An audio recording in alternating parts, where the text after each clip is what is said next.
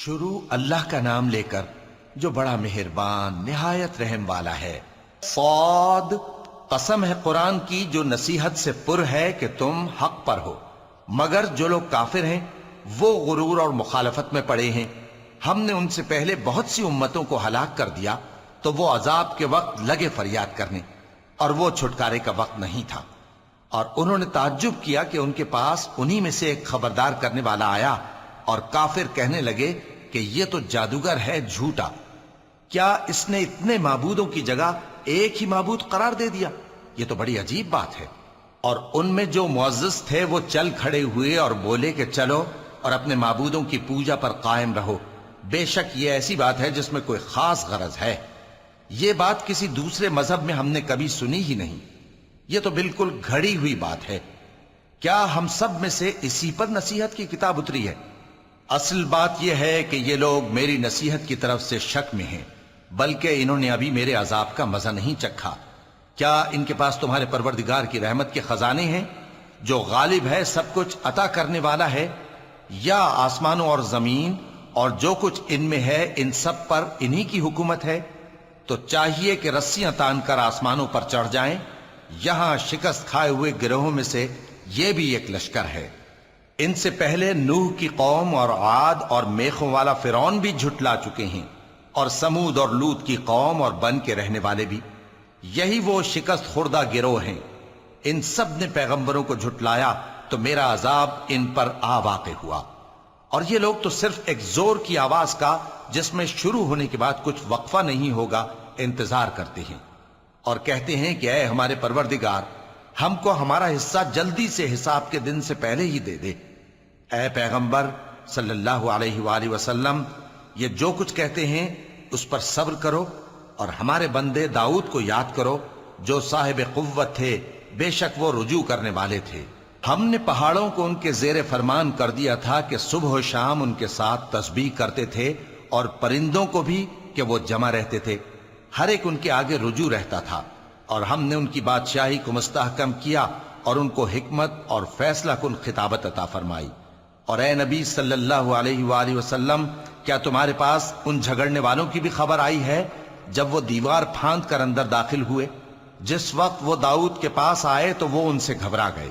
انہوں نے کہا کہ خوف نہ کیجیے، ہم دونوں کا ایک مقدمہ ہے کہ ہم میں سے ایک نے دوسرے پر زیادتی کی ہے، تو آپ ہم میں انصاف سے فیصلہ کر دیجئے اور بے انصافی نہ کیجیے گا، اور ہم کو سیدھا رستہ دکھا دیجئے۔ بات یہ ہے کہ یہ میرا بھائی ہے، اس کے ہاں 99 دمبیاں ہیں اور میرے پاس ایک دمبی ہے۔ یہ کہتا ہے کہ یہ بھی میرے حوالے کر دے، اور گفتگو میں مجھ پر حاوی ہو رہا ہے۔ انہوں نے کہا کہ یہ جو تیری دمبی مانگتا ہے کہ اپنی دمبیوں میں ملا لے، بے شک تجھ پر ظلم کرتا ہے، اور اکثر شریک ایک دوسرے پر زیادتی ہی کیا کرتے ہیں۔ ہاں، جو ایمان لائے اور عمل نیک کرتے رہے، اور ایسے لوگ بہت کم ہیں۔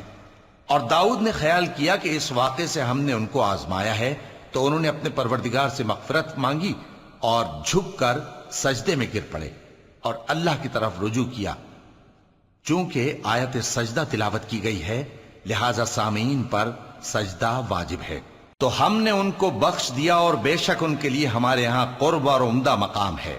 اے داؤد، ہم نے تم کو زمین میں خلیفہ بنایا ہے، تو لوگوں میں انصاف کے فیصلے کیا کرو، اور خواہش کی پیروی نہ کرنا کہ وہ تمہیں اللہ کے رستے سے بھٹکا دے گی۔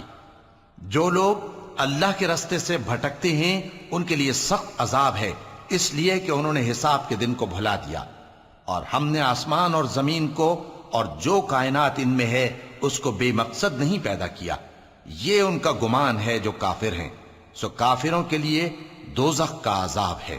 جو لوگ ایمان لائے اور عمل نیک کرتے رہے، کیا ان کو ہم ان کی طرح کر دیں گے جو ملک میں فساد کرتے ہیں، یا پرہیزگاروں کو بدکاروں کی طرح کر دیں گے؟ یہ کتاب جو ہم نے تم پر نازل کی ہے بابرکت ہے، تاکہ لوگ اس کی آیتوں میں غور کریں اور تاکہ اہل عقل نصیحت حاصل کریں۔ اور ہم نے داؤد کو سلیمان عطا کیے، بہت خوب بندے تھے، اور وہ اللہ کی طرف بہت رجوع کرنے والے تھے۔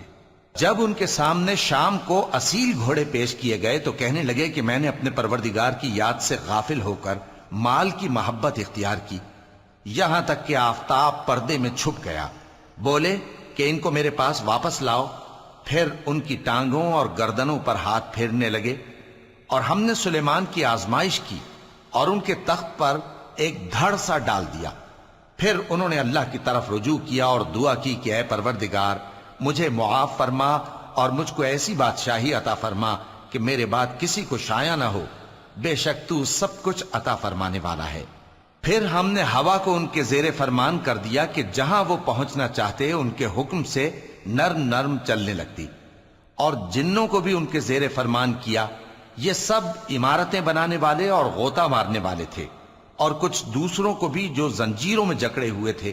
ہم نے کہا یہ ہماری بخشش ہے، چاہو تو احسان کرو یا رکھ چھوڑو، تم سے کچھ حساب نہیں ہے، اور بے شک ان کے لیے ہمارے ہاں قرب اور عمدہ ٹھکانہ ہے۔ اور ہمارے بندے ایوب کو یاد کرو جب انہوں نے اپنے رب کو پکارا اور کہا کہ شیطان نے مجھ کو ایذا اور تکلیف دے رکھی ہے۔ ہم نے کہا کہ زمین پر لات مارو، دیکھو یہ چشمہ نکل آیا، نہانے کو ٹھنڈا پانی اور پینے کو بھی، اور ہم نے ان کو اہل و عیال اور ان کے ساتھ اتنے ہی اور بخشے۔ یہ ہماری طرف سے رحمت اور عقل والوں کے لیے نصیحت تھی۔ اور ہم نے کہا اپنے ہاتھ میں تنکوں کا ایک مٹھا لو، پھر اس سے مار لو اور قسم نہ توڑو، بے شک ہم نے ان کو ثابت قدم پایا، بہت خوب بندے تھے، بے شک وہ بہت رجوع کرنے والے تھے۔ اور ہمارے بندوں ابراہیم اور اسحاق اور یعقوب کو یاد کرو جو قوت والے اور صاحب نظر تھے۔ ہم نے ان کو ایک صفت خاص آخرت کے گھر کی یاد سے ممتاز کیا تھا، اور وہ ہمارے نزدیک منتخب اور خوبی والوں میں سے تھے۔ اور اسماعیل اور الیسع اور ذوالکفل کو یاد کرو، اور یہ سب بھی خوبی والوں میں سے تھے۔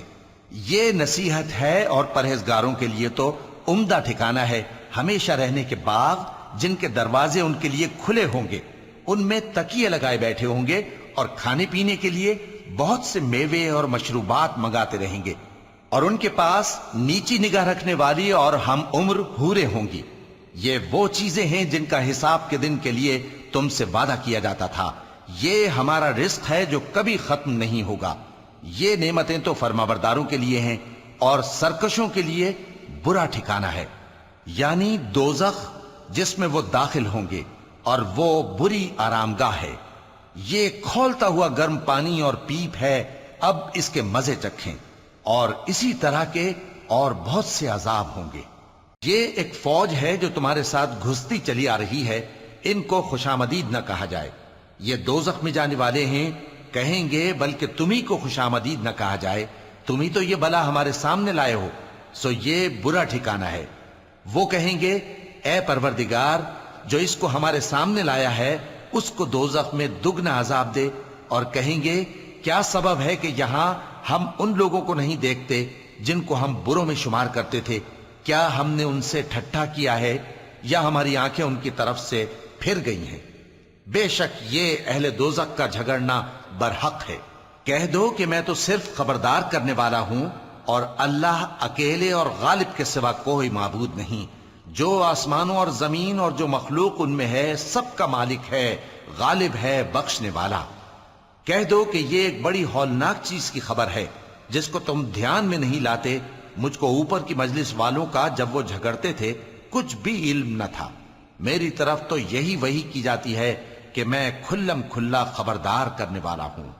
جب تمہارے پروردگار نے فرشتوں سے کہا کہ میں مٹی سے انسان بنانے والا ہوں، جب میں اس کو درست کر لوں اور اس میں اپنی روح پھونک دوں تو اس کے آگے سجدے میں گر پڑنا، سو تمام فرشتوں نے سجدہ کیا مگر ابلیس کہ وہ اکڑ بیٹھا اور کافروں میں ہو گیا۔ اللہ نے فرمایا کہ اے ابلیس، جس شخص کو میں نے اپنے ہاتھوں سے بنایا اس کے آگے سجدہ کرنے سے تجھے کس چیز نے منع کیا؟ کیا تو غرور میں آ گیا یا اونچے درجے والوں میں تھا؟ بولا کہ میں اس سے بہتر ہوں کہ تو نے مجھ کو آگ سے پیدا کیا اور اسے مٹی سے بنایا۔ فرمایا بس یہاں سے نکل جا، تو مردود ہے اور تجھ پر قیامت کے دن تک میری لعنت پڑتی رہے گی۔ کہنے لگا کہ میرے پروردگار اچھا تو مجھے اس روز تک کہ لوگ اٹھائے جائیں مہلت دے۔ فرمایا کہ تجھ کو مہلت دی جاتی ہے اس روز تک جس کا وقت مقرر ہے۔ کہنے لگا کہ مجھے تیری عزت کی قسم میں ان سب کو بہکاتا رہوں گا سوائے ان کے جو تیرے چنے ہوئے بندے ہیں۔ فرمایا ٹھیک ہے، اور میں ٹھیک ہی کہتا ہوں، کہ میں تجھ سے اور جو ان میں سے تیری پیروی کریں گے سب سے جہنم کو بھر دوں گا۔ اے پیغمبر کہہ دو کہ میں تم سے اس کا صلہ نہیں مانگتا اور نہ میں بناوٹ کرنے والوں میں ہوں۔ یہ قرآن تو اہل عالم کے لیے نصیحت ہے اور تم کو اس کا حال کچھ وقت کے بعد معلوم ہو جائے گا۔